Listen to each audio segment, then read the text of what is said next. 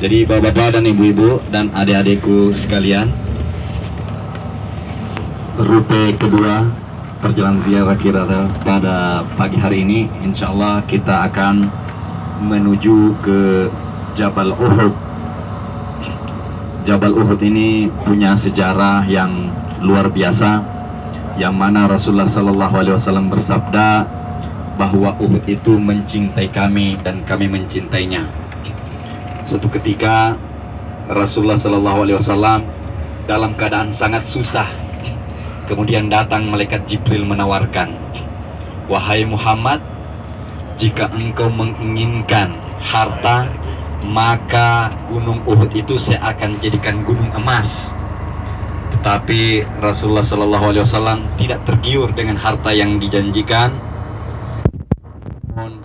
Beliau tetap ingin hidup sederhana sebagai seorang pemimpin. Kemudian di Jabal Uhud ini juga pernah terjadi peperangan, itu pada 17 bulan setelah Rasulullah SAW berada di kota Madinah.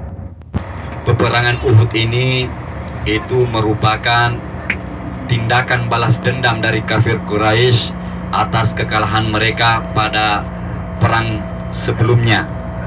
Nah, ada hal yang menarik pada peperangan tersebut, bahwa kafir Quraisy yang memiliki kekuatan 3.000 tentara, 300 ekor unta dan 200 ekor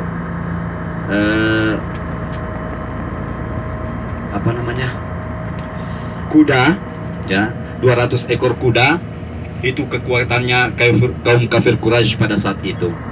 Nah, sebelum perang, Rasulullah SAW berpendapat bahwa sebaiknya perang itu terjadi di kota Madinah atau perang kota.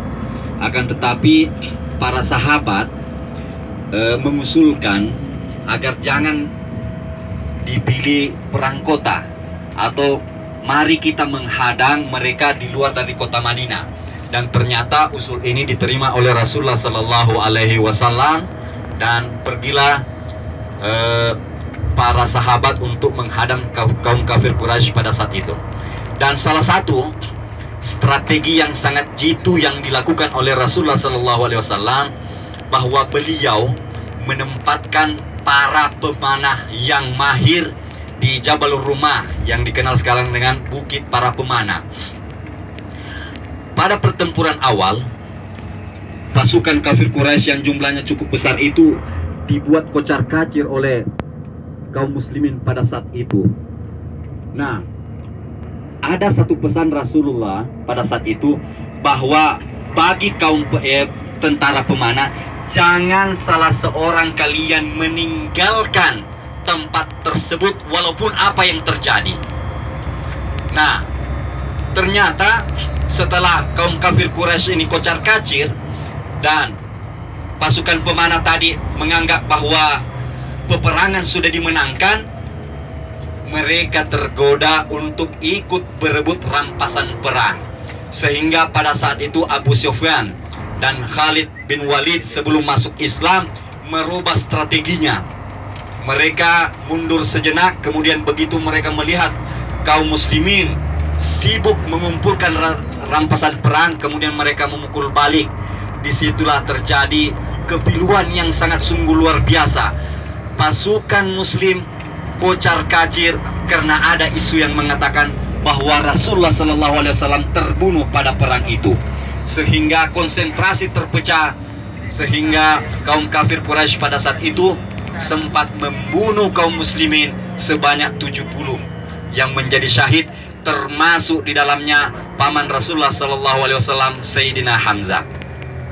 Pesan dari cerita ini adalah bahwa apapun yang diperintahkan oleh Rasulullah SAW, kemudian kita mau melanggarnya, maka konsekuensi yang kita harus hadapi merupakan apakah itu bentuk dari kekalahan apabila kita sedang bertarung, ataupun dalam bentuk-bentuk konsekuensi lainnya yang merugikan diri kita sendiri.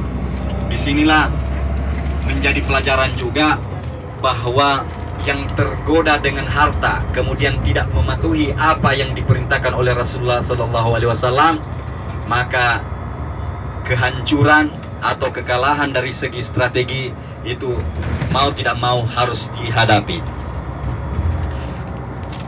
Jadi insya Allah nanti kita akan pertama-tama kita akan ke pekuburan Uhud, yang mana dikuburkan di situ 70 sahabat termasuk paman Rasulullah SAW, Sayyidina Hamzah.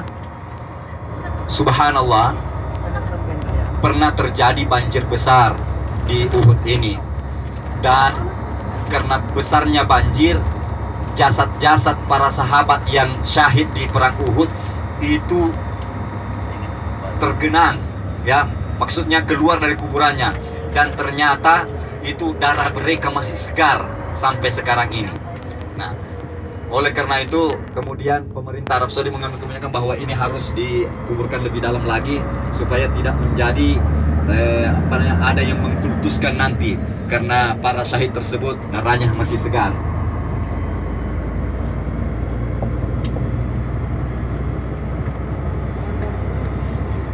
Jadi sekarang pukul 9.47, insya Allah paling lambat setengah 10 kita sudah ada di mobil. Jadi nanti ikut untuk foto-fotonya, nanti saya fotokan. Oh, setengah 10 berarti jam 10:15. Berarti kita cuma punya waktu kurang lebih 23 menit di sini ya. Jadi kita pergi berziarah dulu, baca doa di Uhud, kemudian kita akan berfoto-foto di Jabal Rumah ya. Jadi nanti saya foto akan tidak usah lebih bagus kalau saya yang foto, lebih profesional. Nah, itu baru bilang puji diri.